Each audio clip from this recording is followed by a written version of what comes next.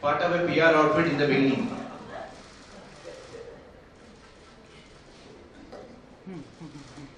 Oh God. नहीं, I would not advise them that.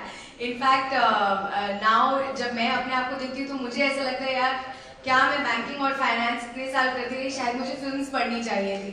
But मैं ये भी बोलती हूँ कि एक्चुअली एक्टर बनने का कोई रूल नहीं है.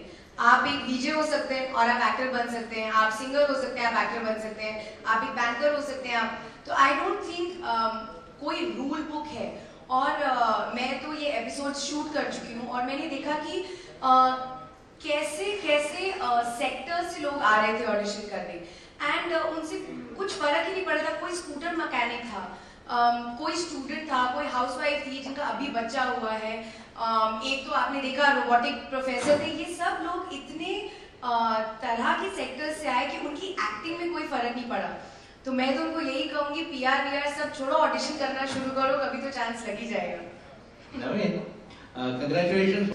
And in fact, for the audience, I would like to inform that उस time सर्वर ओझा के अलावा a brilliant actress in Marathi was emerged from this show, Amrita Kanvilkar. Yes.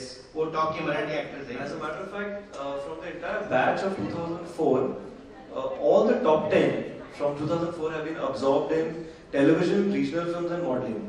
Because at that time, Bollywood had not opened its doors to newer faces with the way it is doing today. So there was a very good talent pool available, they were groomed well.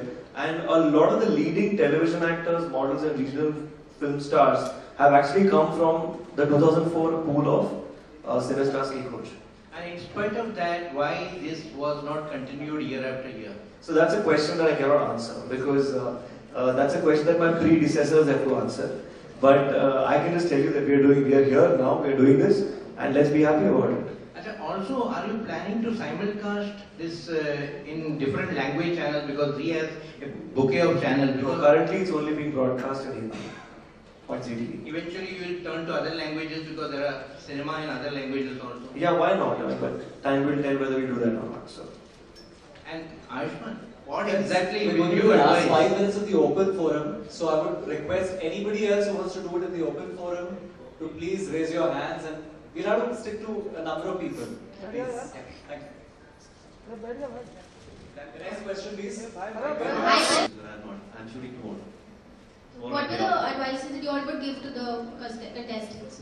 मैंने उनको यही कहा था कि I mean, see, whether a contestant is good or not, I think the main decisions I was leaving to the senior judges, which is Victor Sir and Sonali. I was more advising them on my personal experience कि अगर आप ऐसा set पे करो तो क्या होगा. So my advice was actually according to whichever contestant came. But overall, I think if the contestant is good, then I would say, okay, stick to this, really make time out for this, and run after it, because that's what I did in my life. And if the judges feel that no, you do not have a future in films, then please do not leave your current jobs or घर वर छोड़ के मत आ जाना, ऐसा कुछ मत कर देना. So we were giving very real advice, is what I think. दो तरह के ऑडिशंस होते हैं. एक ऑडिशन जब आप किसी कास्टिंग डायरेक्टर के पास जाते हैं, आपको mould of the name, height, right profile, left profile, straight profile, वो अलग होता है. एक स्टेज पे ऑडिशन होते हैं, वो अलग होता है. रियलिटी शो में जितने कर चुका हूं, I can call myself as a reality show expert. जितने ऑडिशन, जितने रियलिटी शोज में मैं जा चुका हूं, जितना रिजेक्शन मैंने फेस किया होता शायद किसी ने किया होगा, और मैं उनके साथ बिल्कुल एम्पैथाइज कर पाऊंगा. So I think I can be their friend, their party friend, philosopher, guide, whatever, and I will be with them. Okay, and this is just one question. I just want a reaction from the two of you. How important do you think is the road safety for the youth today? Road safety. I think that's very irrelevant. We need to. Yeah. Hi. Hi, Ayushman. So basically, this show is based on talent, correct?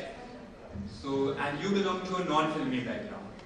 So my question is basically, right now in Bollywood, what does it matter exactly? Talent or filmy connection? Whatever you are right now, it's totally because of talent, correct?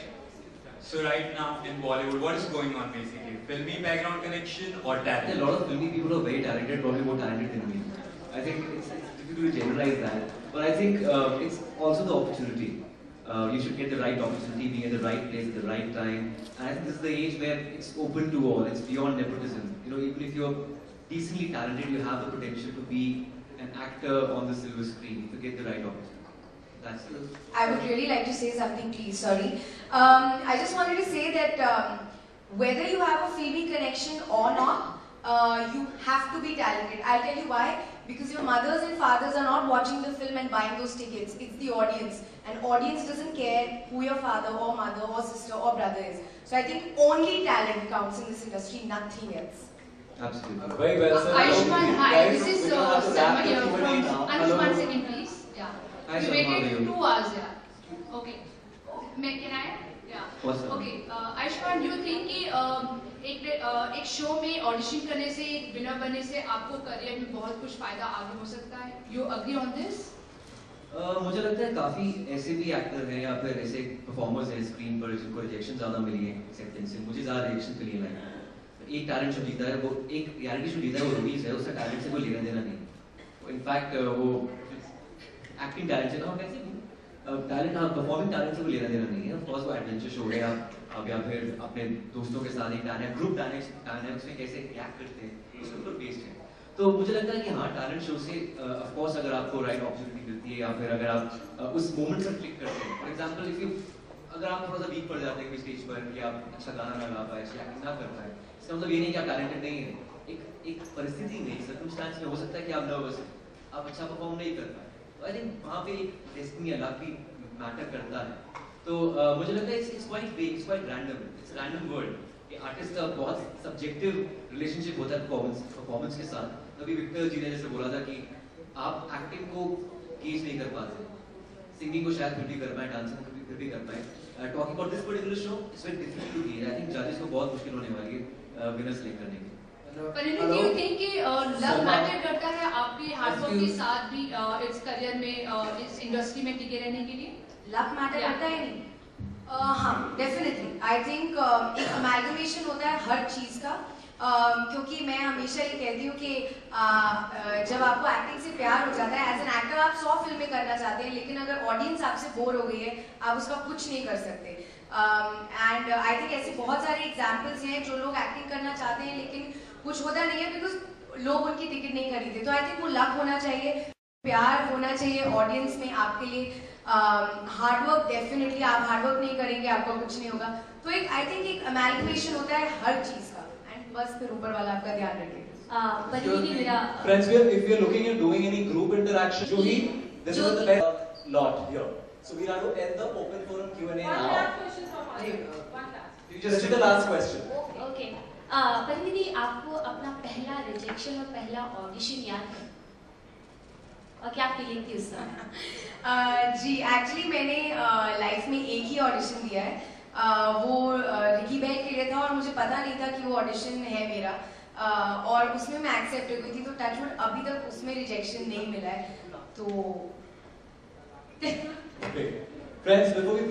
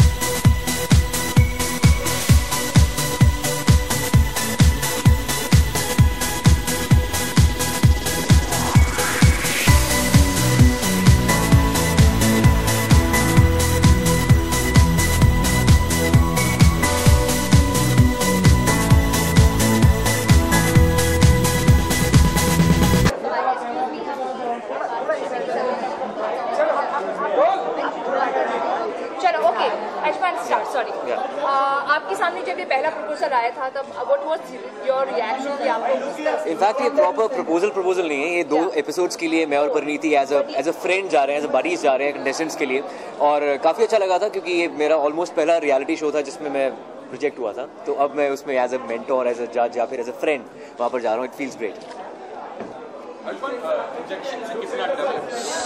Rejection इतनी मिल चुकी है life में कि डरना बंद हो चुका हूँ. मैं फियरलेस हो चुका हूँ बिल्कुल, तो मैं रिजेक्शन से बिल्कुल नहीं डरता हूँ. I am pretty numb to success and failure. जब आपको रिजेक्ट किया गया था तो आपको लगता है कि आप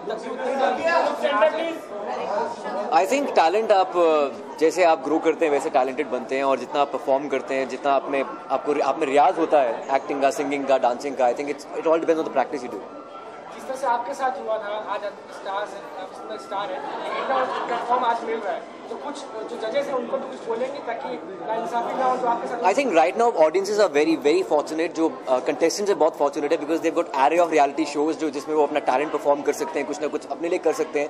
आप ये देखेंगे जो टैलेंटेड कंटेस्टेंट्स दूसरे रियलिटी शो में थे वो इवेंट्स के जरिए काफ़ी अच्छा कमा रहे हैं, and they doing very well for themselves. I think ये रियलिटी शो जो है काफ़ी अच्छा प्लेटफॉर्म देते हैं बहुत टैलेंटेड लोगों को. जॉन जिस तरह से एक्टर से प्रोड्यूसर बने, अगर ये शो खत्म होते होते इसका विनर अगर एक्टर बनता है, प्रोड्यूसर साइन करेंगे. यार अभी मैं खुद सीख रहा हूँ एक्टिंग, सिंगिंग, ये अभी मैं प्रोड्यूसर बनने में बहुत देर है. रियलिटी शोज में से जो लोग भी करते हैं जरूरी है हर कोई इतना सक्सेसफुल बन पाए, तो जो फॉर एग्जांपल टॉप 10 जो कंटेस्टेंट्स आते हैं, आपको लगता है जो बाकी लोग हैं, बाकी के 9 कंटेस्टेंट्स, उनके लिए क्या जगह बचती है? आई थिंक कभी कभी हम थोड़ा एग्जैजरेट कर देते हैं रियलिटी शोज में. कभी कभी ये होता है कि आप खुद अपने आसपास एक लाला लैंड बना लेते हैं, एक वर्ल्ड बना लेते हैं way you think that you are somebody, you are superstar. ऐसा आपको सोचना नहीं चाहिए. I think it changes every year, it changes every day. आपकी किस्मत हर रोज़ बदलती है. आप अपने परफॉर्मेंस के जरिए लोगों को कम्युनिकेट करते हैं. I think it's very random in a way. तो आपको I think you should have a stable mind when you in a reality show. आपको ये याद रखना चाहिए कि हो सकता है रियलिटी शो खत्म करने के बाद आपको पूछे ही ना. So it you have to have that sanity. Eventually it's a reality show and not everyone of whoever participates will make it big in the industry. It's only 1 in a million who would get selected. Is that one lucky one? So it is no matter what it is. I think now there are million. In fact, there are a lot of reality shows as well. I think अगर आप एक reality show में reject होते हैं, आपके पास 10 और होंगे. लेकिन this particular reality show it's very unique, it's one of its kind, क्योंकि एक्टिंग का रियलिटी शो नहीं होता. एक्टर्स जो है वो काफ़ी सब्जेक्टिव होते हैं, एक्टिंग सब्जेक्टिव होती है, तो गेज करना मुश्किल हो जाता है कि आप कितने अच्छे हैं या कितने बुरे हैं. So I think this is a very unique reality show.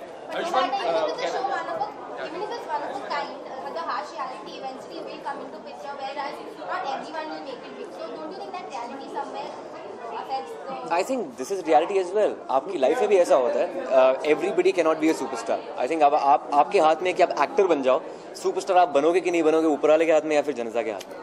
Ayushman कहते हैं कि अगर इंडस्ट्री में गॉडफादर ना हो तो इतनी जल्दी से सक्सेस नहीं मिल पाता. अगर आउट ऑफ 10 में आपसे मार्केट में पूछूं तो टैलेंट और गॉडफादर को कितने मार्क्स दें? आई think it's bit of both. I think more than godfather, I think मुझे लगता है कि टैलेंट और अपॉर्चुनिटी ये दोनों एक साथ जाने चाहिए. काफ़ी एक्टर्स हैं, काफ़ी सुपरस्टार्स हैं जो विदाउट गॉडफादर यहाँ पर आए थे इंडस्ट्री में, और अभी तक सुपरस्टार्स हैं वो. आई think you just need that guidance either from your parents. Your godfather can also be your teacher, your friend, anybody can be your godfather.